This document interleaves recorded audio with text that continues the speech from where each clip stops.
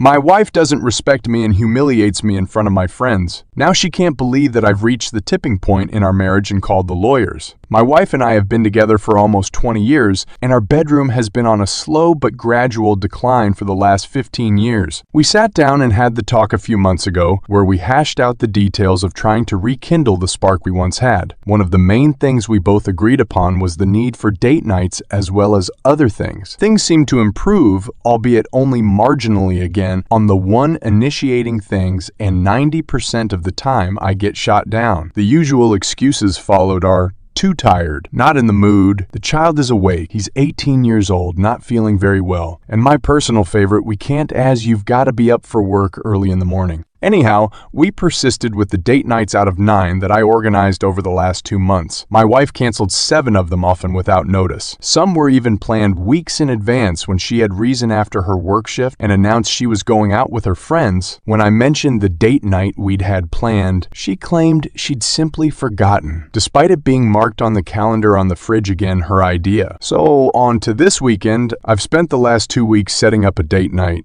So picture this a whole weekend away, a suite in a 5-star hotel, dinner at a fancy Michelin star restaurant, tickets to the theater, even shopping for some fancy clothes. So I pick her up after work, I've packed some casual clothes for us both, toiletries, etc. I tell her I've got a surprise plan for her and she immediately starts protesting, saying she has things to do. I've told her that everything had been taken off and she didn't have to worry. She raised the issue of clothing, but I informed her that I got it covered. She seemed to calm down at this point and off we set, although the atmosphere in the car was cold, to say the least. Anyway, a few hours later, we arrive at the hotel and check in. She seems to cheer up when she sees the suite we have. Saturday, we headed out shopping ahead of our planned evening. Several hours later, we returned to the hotel to get ready for dinner. After a while, she emerges from the bathroom. I can't put into words how amazing she looked, wearing a dark blue evening gown, matching lingerie, 4-inch heels, jewelry, hair, and makeup done perfectly. Let's just say my jaw was on the floor. When she saw me staring, she smiled at me and gave me a twirl, and she looked as stunning as the day we tied the knot. So the dinner went as well as it could, although there was very little conversation between us. We took a taxi and headed out to the theater. At least I got a thanks for this part. I'd also arranged for a pair of mutual friends to join us at the theater. So we took our seats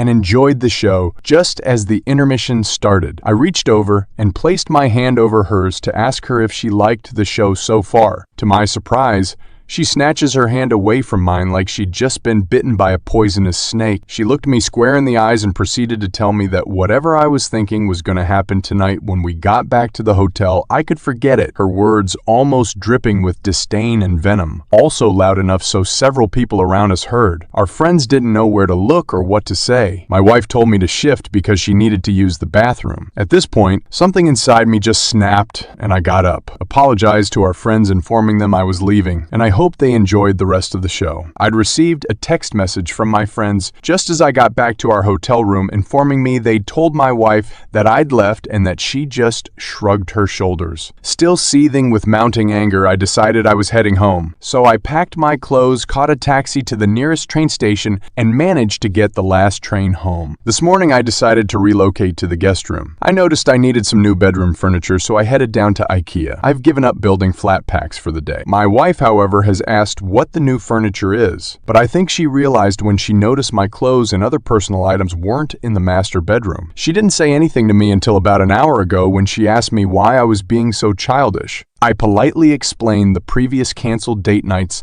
in favor of her friends, and she, in my opinion, completely unnecessarily outburst at me during the intermission at the theater. She just shrugged her shoulders again and asked if intimacy was all I was interested in. I brought up the issue of her attitude when I picked her up from work Friday afternoon with the intent of surprising her. She told me to deal with it. Update: my wife's best friend contacted me and asked what had gone on, as apparently my wife had told her only part of what happened. So I filled her in on all the gory details. To say she was shocked was an understatement. She proceeded to ask me what I planned to do, considering I was planning a trip to Paris for our anniversary. Later in the year, I stated that the trip wasn't going ahead because of her actions at the theater. My darling wife still hasn't apologized for her actions/outburst. She still claims that she may have overreacted slightly to her exact words. Beth promptly called my wife and put her on speakerphone Beth then proceeded to tear her a new end to add insult to injury, spilled the beans about the proposed trip to Paris for our anniversary. My wife proceeded to gush, saying that she knew I'd get over it as I couldn't say no to her. Her happy mood disappeared when Beth informed her that I'd canceled the trip not 10 minutes ago. I've also spoken to a solicitor concerning a separation and eventual divorce. I recently renewed my passport, and when it arrived, my wife's first reaction was to ask if the trip to Paris was back on. I replied, or rather snapped back at her, that no, it wasn't back on, and the possibility of it ever being planned again was virtually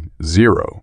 She then proceeded to ask if that was the case, and why did I bother renewing my passport? I replied by stating that I have almost 2 months of holiday time saved up from last year and this year, so I'm planning on flying out to California to see an old friend. Her jaw dropped to the floor. She appeared to be trying to say something, but nothing was coming out. Yesterday morning when I got in from work, I found her sitting at the kitchen table along with Beth. My wife appeared to have been crying by the look of her eyes and face. I then reached into my bag, pulled out 2 A4 envelopes, and placed them on the table in front of her. I then explained the contents of the envelopes. The first one contained a rough draft of a separation agreement drawn up by my lawyer, which would likely end in us getting divorced. At hearing my words, she started bawling her eyes out again. Her friend calmed her down and asked her what she thought I'd do, as she mentioned that during our conversation Beth had picked up on my cold demeanor and tone. Beth also suggested that my wife had pushed me too far when she humiliated me in front of our friends after I went to the trouble of organizing everything, which it turns out, by my wife's admission, was something she'd wish I surprised her with. After my wife calmed down, I proceeded to explain that the second envelope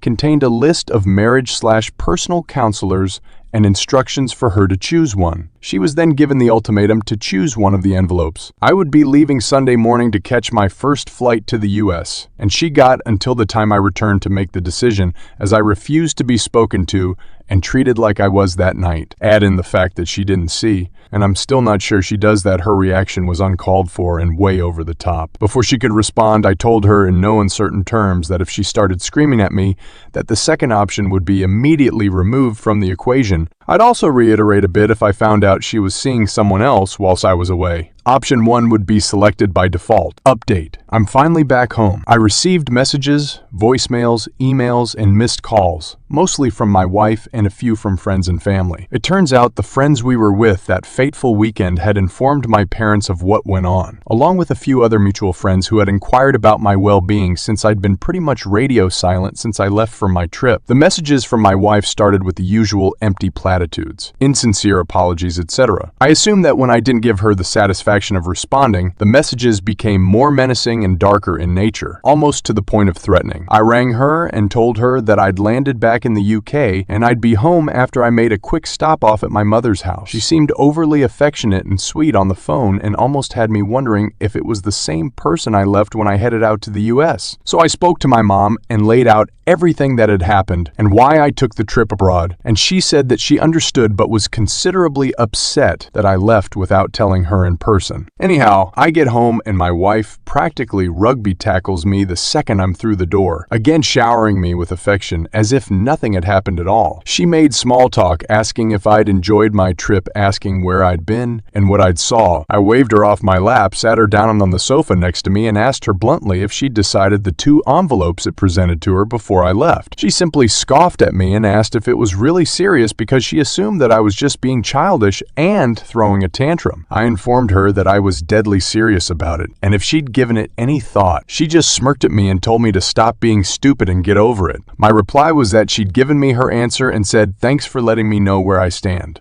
At which point, I rang the solicitor who drew up the 2 sets of papers, and although I hated ringing her one Friday afternoon, while she was likely with family, she asked me what choice my wife had made. I informed her that I didn't want to discuss it over the phone and could make an appointment next week to discuss it in person and go over my options. As I wrote down the appointment time, I caught my wife staring daggers at me and looking so red in the face that I thought she might be on the verge of either having a stroke attack or both. After I'd finished the call, I turned to face her, and before she had time to say anything, I told her she'd made her choice and that I was serious about it. Later, I heard her on the phone sobbing to her best friend about the situation, asking for help on how she could fix the situation. I couldn't hear the other half of the conversation, but from the sobs my wife was making, I could only assume that the advice wasn't what she wanted to hear.